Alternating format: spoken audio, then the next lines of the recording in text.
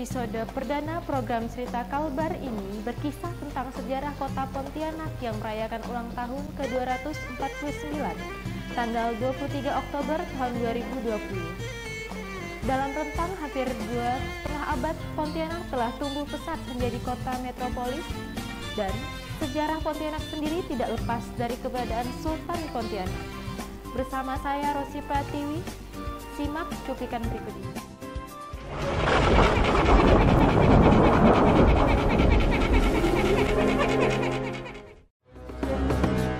Sejarah syiar Islam di Kalimantan Barat identik dengan keberadaan kota Pontianak. Konon, pendiri Kesultanan Pontianak membangun kerajaannya usai menembakkan meriam-meriamnya sehingga berhasil mengusir kuntilanak-kuntilanak yang gentayangan di sepanjang Sungai Kapuas. Titik jatuhnya peluru yang ditembakkan dari meriam ini pula kemudian menjadi lokasi kerajaan tersebut. Kesultanan ini tidak lepas pula dari kiprah Raja Mempawah, Opu Daeng Manambon, yang juga masih keluarga dekat dengan Sultan pertama Pontianak.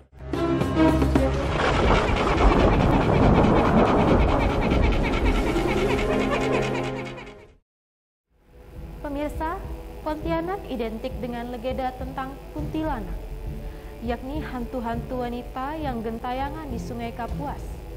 Namun, hantu-hantu ini berhasil diusir oleh Sultan Pontianak pertama. Konon, kisah ini terjadi ketika Sultan Pontianak sedang mencari lokasi untuk kerajaannya.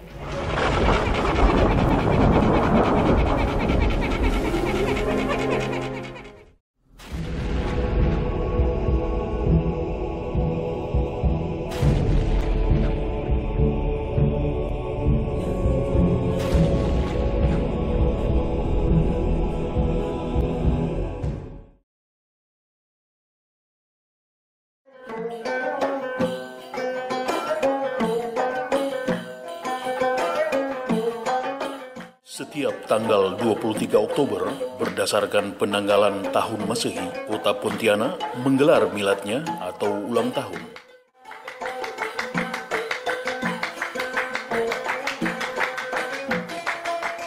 Dan tahun 2020, kota Pontianak memasuki usia yang ke-249. Dalam usia yang mencapai hampir 2 abad setengah ini, Pontianak perlahan-lahan menjelma menjadi suatu kota metropolis.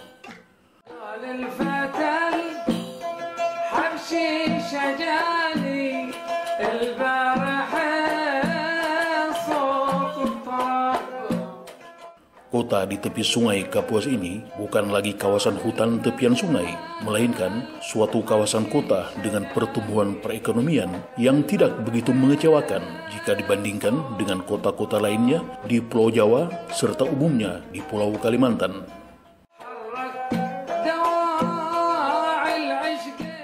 Hanya saja, dalam perkembangannya, badai pandemi virus corona yang menghantam secara global turut mempengaruhi pertumbuhan perekonomian kota Pontianak.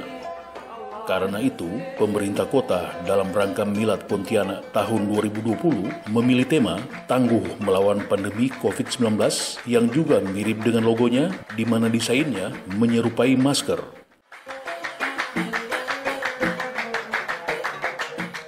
Nama Pontianak sendiri berasal dari bahasa Melayu yang artinya kuntilanak. Bagi warga negeri-negeri jiran, semisal Malaysia dan Brunei Darussalam, Pontianak juga dijuluki kota hantu.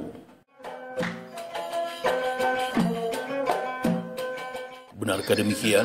Yang pasti, Pontianak artinya kuntilanak. Konon, kuntilanak adalah hantu berwujud wanita. Hantu-hantu ini akhirnya berhasil diusir oleh Sultan Pontianak yang juga menandai berdirinya kesultanan tersebut. Istana Kadria dari kesultanan ini luasnya mencapai 1.500 meter persegi. Lokasinya berada di titik temu antara Sungai Kapuas dan Sungai Landak. Di titik ini terdapat pula Kampung Beting, suatu kawasan perkampungan etnis Bugis.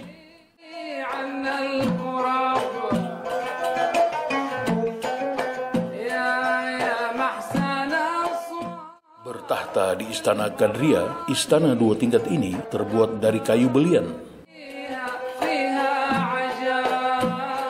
Pintu pintu gerbangnya yang berarsitektur Portugis berfungsi untuk mengantisipasi serangan musuh.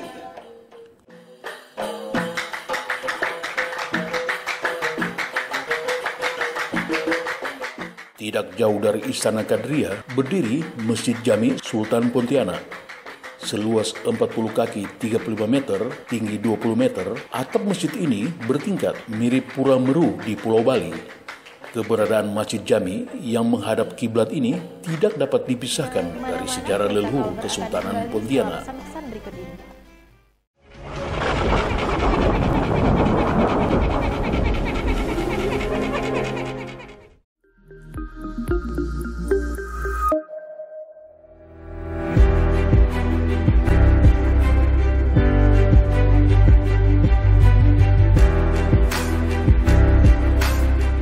Assalamualaikum warahmatullahi wabarakatuh. Selamat pagi, salam sejahtera untuk kita semua. Apa kabar warga kota Pontianak tercinta? Tanpa terasa, waktu terus berjalan. Pada tanggal 23 Oktober 2020, kota Pontianak akan berusia 249 tahun. Di tengah pandemi COVID-19, kita harus tetap produktif, melakukan aktivitas sehingga kita terus bisa dapat melanjutkan pembangunan di kota Pontianak ini, menciptakan kota Pontianak yang maju, yang semakin nyaman, yang mensejahterakan rakyatnya. Momen hari jadi kota Pontianak ini kita jadikan kekuatan bersama untuk melawan COVID-19. Oleh sebab itu, kuncinya kita harus tetap patuh terhadap protokol kesehatan. Saya, Edi Rusdi Kamtono, beserta jajaran pemerintah Kota Pontianak mengucapkan selamat hari jadi Kota Pontianak yang ke-249. Semoga Kota Pontianak selalu mendapat rahmat dan berkah dari Allah Subhanahu wa Ta'ala. Pontianak tangguh. Assalamualaikum warahmatullahi wabarakatuh.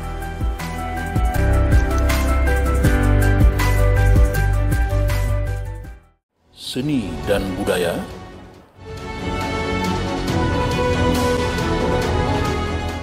legenda,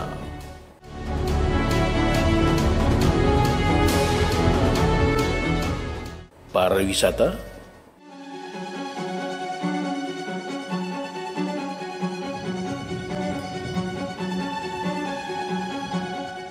UMKM dan budidaya. Saksikan Cerita Kalbar hanya di Pembre TV. Yang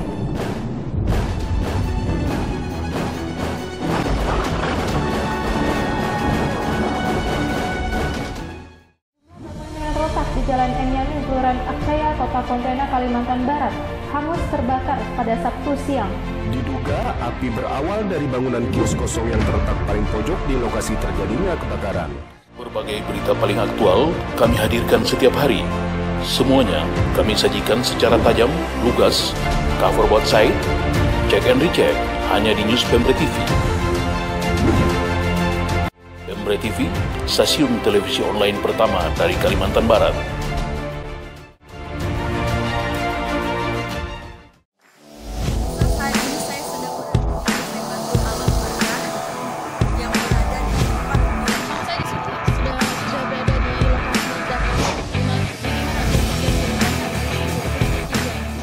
Beragam peristiwa hukum dan kriminal kami hadirkan secara tajam, diulas tuntas secara in-depth reporting news.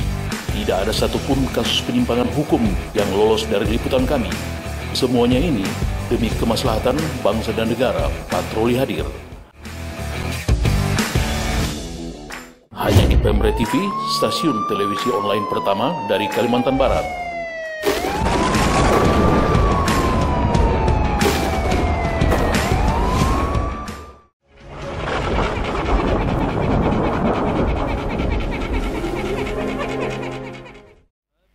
Terima kasih. Anda masih bersama saya Rosi Pratiwi dalam program Cerita Kalbar. Pemirsa, sejarah berdirinya kota Pontianak identik dengan masuknya syiar Islam di Kalimantan Barat. Syiar ini dibawa oleh leluhur dari Sultan Pontianak yang datang dari Yaman Timur Tengah. Selengkapnya, simak liputan berikut ini.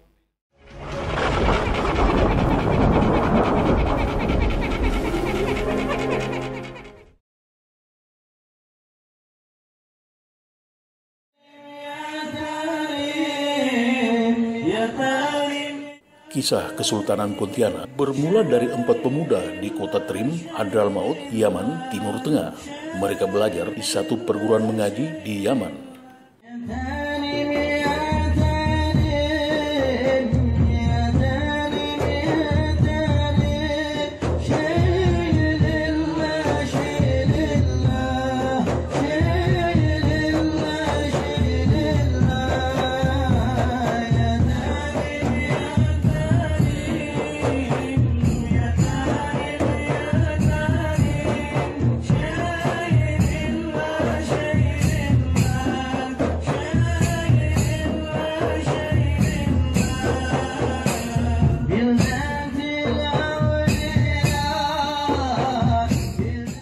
Suatu ketika, sang guru menganjurkan agar keempat pemuda ini pergi merantau.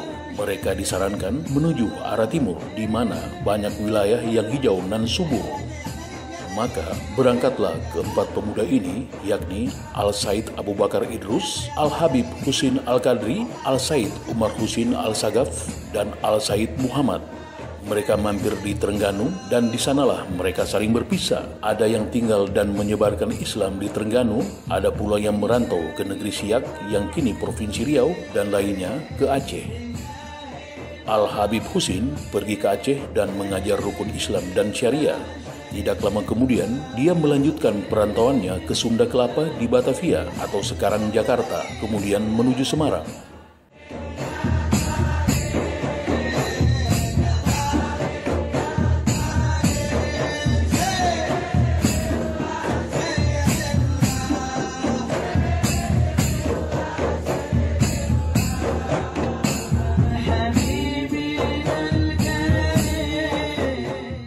Dua tahun kemudian, bersama Syekh Halim Hambal, Al-Habib Husin berangkat ke negeri Tanjung Pura atau Ketapang. Kedatangan ajaran Islam yang dia boyong begitu menarik hati Raja Tanjung Pura. Karena kebijaksanaan dan putusan-putusan Husin yang adil dan jujur, Raja Tanjung Pura pun mengangkatnya sebagai mufti peradilan agama dan penyebar syariat agama Islam.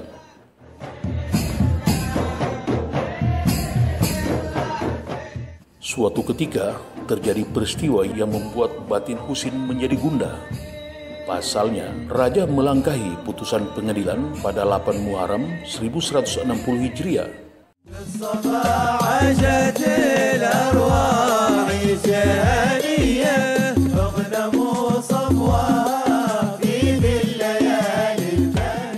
Karena kecewa, Husin hijrah ke Mempawah dan diterima oleh penguasa kerajaan Mempawah, yakni Opu Daeng Manambun.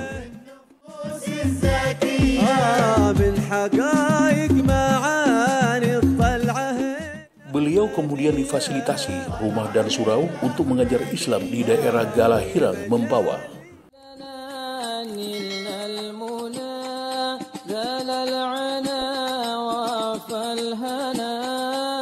والدهر أنجد وعده والبشر أضحى معلنا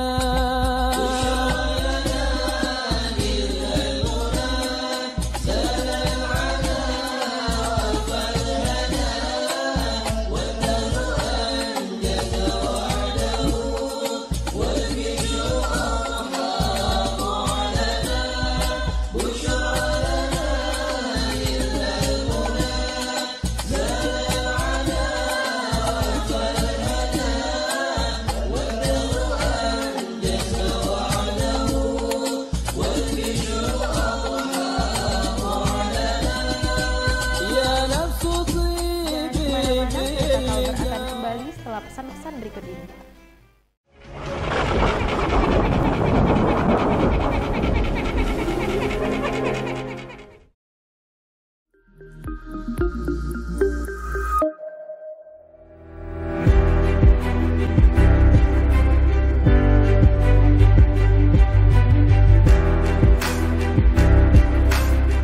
Assalamualaikum warahmatullahi wabarakatuh. Selamat pagi, salam sejahtera untuk kita semua. Apa kabar warga Kota Pontianak tercinta? Tanpa terasa, waktu terus berjalan. Pada tanggal 23 Oktober 2020, Kota Pontianak akan berusia 249 tahun. Di tengah pandemi COVID-19, kita harus tetap produktif, melakukan aktivitas, sehingga kita terus bisa dapat melanjutkan pembangunan di Kota Pontianak ini, menciptakan Kota Pontianak yang maju, yang semakin nyaman, yang mensejahterakan rakyatnya. Momen hari jadi Kota Pontianak ini kita jadikan kekuatan bersama untuk melawan COVID-19. Oleh sebab itu, kuncinya kita harus tetap patuh terhadap protokol kesehatan. Saya, Edi Rusdi Kamtono, beserta jajaran pemerintah Kota Pontianak mengucapkan selamat hari jadi Kota Pontianak yang ke-249. Semoga Kota Pontianak selalu mendapat rahmat dan berkah dari Allah Subhanahu wa Ta'ala. Pontianak tangguh. Assalamualaikum warahmatullahi wabarakatuh.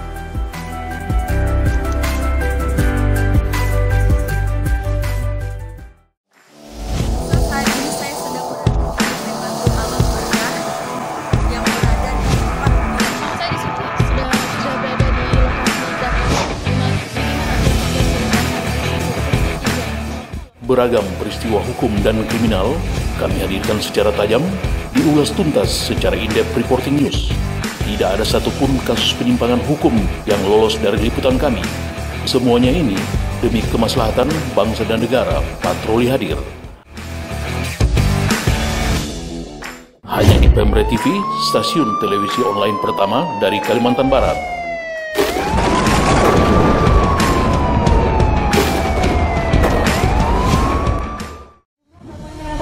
Jalan Enyami, Kelurahan Akcaya, Kota Pontianak, Kalimantan Barat, hangus terbakar pada Sabtu siang. Diduga api berawal dari bangunan kios kosong yang terletak paling pojok di lokasi terjadinya kebakaran. Berbagai berita paling aktual kami hadirkan setiap hari. Semuanya kami sajikan secara tajam, lugas, cover both side, check and recheck, hanya di News Pemret TV. Pemret TV, stasiun televisi online pertama dari Kalimantan Barat. Seni dan budaya,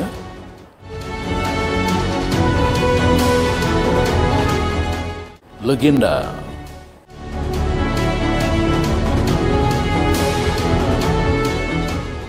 pariwisata,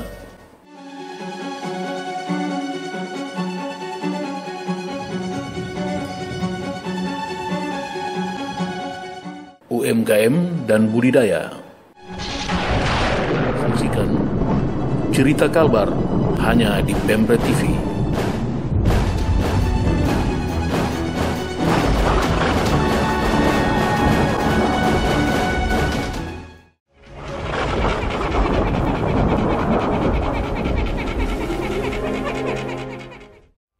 Terima kasih Anda masih bersama saya Rosi Pratiwi dalam program Cerita Kalbar.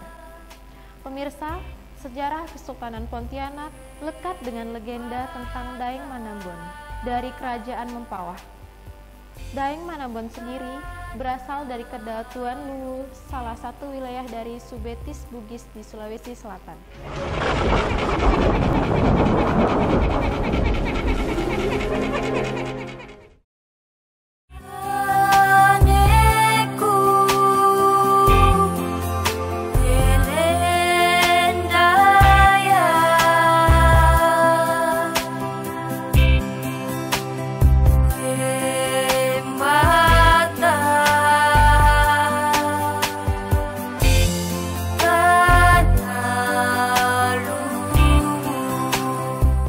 Opu Daeng Manambon sendiri berasal dari Kedatuan Luwu, suatu kerajaan yang wilayahnya paling luas di Tanah Bugis, Sulawesi Selatan.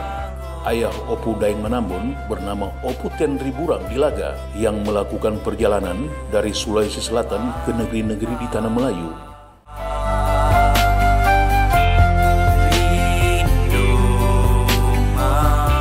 Opu Opu Tenriburang Dilaga adalah putra dari Opu Lamadusilat, Raja Bugis pertama yang memeluk Islam. Opu Tenriburang Dilaga mempunyai 5 putra yang diajak berkelana ke tanah Melayu. Mereka adalah Opu Daeng Manambon, Opu Daeng Prani, Opu Daeng Celak, Opu Daeng Marewah, dan Opu Daeng Kemasi. Kedatangan mereka ke tanah Melayu menjadi salah satu babak migrasi orang-orang Bugis yang terjadi pada abad ke-17. Opu Tenriburang Dilaga dan kelima anak lelakinya memainkan peranan penting di Semenanjung Melayu dan Kalimantan, terutama dalam hal penyebaran agama Islam. Kedatangan Opu Daeng Manambon ke Kalimantan sebenarnya atas permintaan Sultan Matan atau Tanjung Pura, yakni Sultan Muhammad Zainuddin yang berkuasa antara tahun 1665 sampai 1724 Masehi. Atas bantuan Opu Tenriburang Dilaga dan kelima anaknya, tahta Kesultanan Matan berhasil diambil paksa oleh Pangeran Agung, saudara Sultan Muhammad Zainuddin. Opu Daeng Manambon bersaudara yang saat itu sedang berada di Kesultanan Johor untuk membantu memadamkan pergolakan di sana, segera berangkat ke Tanjung Pura. Tahta Sultan Muhammad Zainuddin dapat diselamatkan. Oh, Tanalu, matumbang itu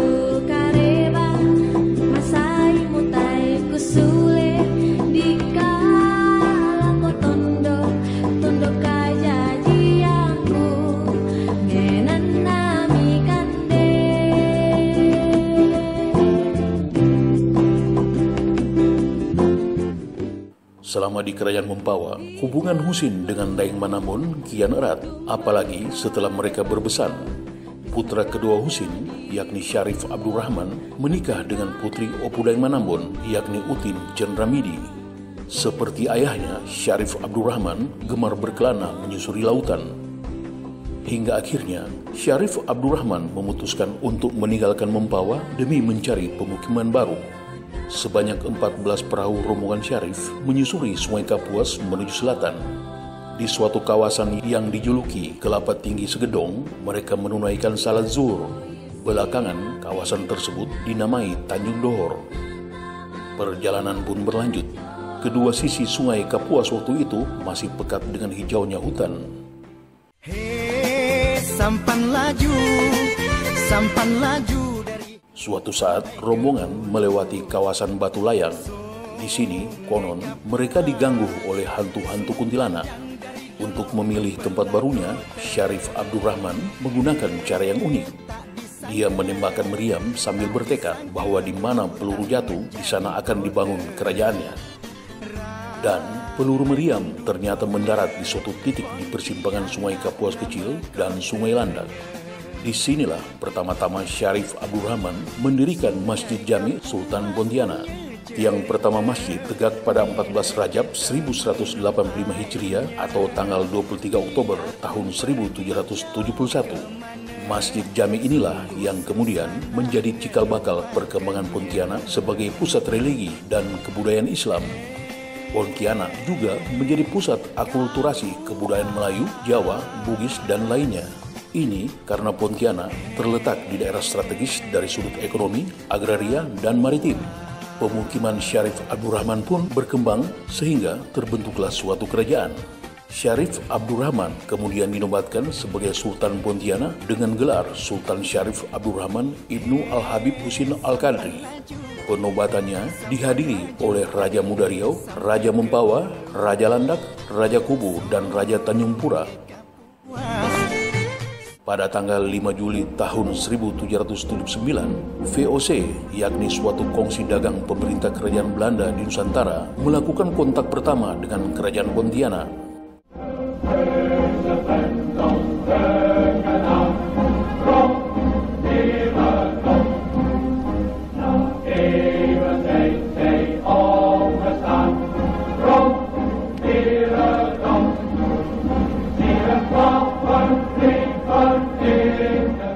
Syarif Abdurrahman memerintah hingga tahun 1808, kemudian digantikan oleh putranya, yakni Syarif Kasim.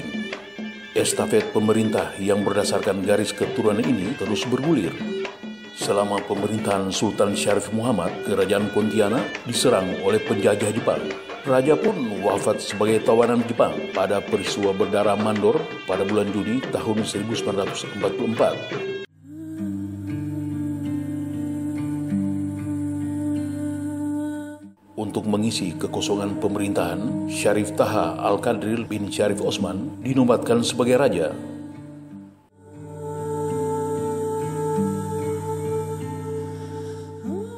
Lima tahun setelah kemerdekaan Republik Indonesia, tepatnya pada tahun 1950, Kerajaan Pontianak dihapuskan dan dilebur menjadi Provinsi Kalimantan Barat.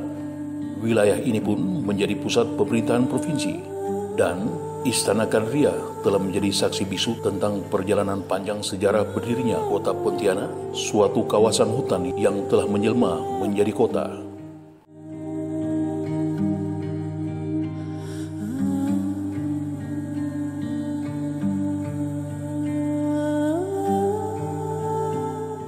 Sejarah ini pun tidak terpisahkan dengan kompleks makam Kesultanan Pontianak di Batu Layang. Kompleks ini merupakan aset ketiga warisan Kesultanan Pontianak sesudah Istana Kadria dan Masjid Sultan Abdul Rahman. Konon, ketiga lokasi ini mempunyai letak dengan garis lurus dari istana dari arah timur ke barat.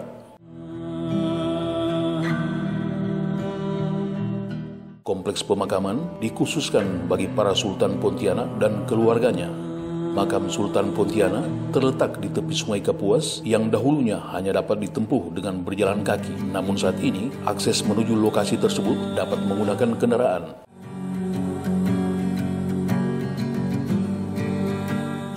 Tidak ada alasan yang kuat mengapa dipilih tempat pemakaman para sultan itu berada di tepi Sungai Kapuas. Kebiasaan raja-raja Jawa atau Sumatera yang mendirikan pemakaman di pebukitan atau di sekitar masjid tidak berlaku di Kesultanan Pontianak.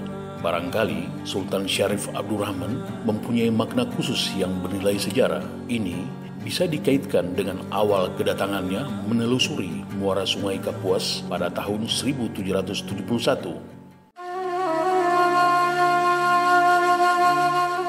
Dan setiap tahun menjelang Milad Pontianak, pemerintah kota menggelar serangkaian tradisi, di antaranya nyekar ke kompleks pemakaman Kesultanan Pontianak di Batu Layang, termasuk menjelang ulang tahun Kota Pontianak 2020. Ini ada kegiatan ritual kita, pemerintah kota melakukan ziarah kubur kepada makam-makam para aulia, para pendiri Kota Pontianak terdahulu. Tanggal 22 Oktober. Nah, ini bagian dari destinasi wisata Kota Pontianak. Karena ini destinasi religi, sejarah ya, yang harus kita lestarikan dan harus kita jaga dan kita rawat. Memang Kota Pontianak dan Kesultanan adalah bagian yang tidak terpisahkan dari keberadaan Kota Katulistiwa. Pontianak pun terus berkembang menjadi suatu kota multi-etnis yang tingkat kerukunannya sudah diakui secara nasional.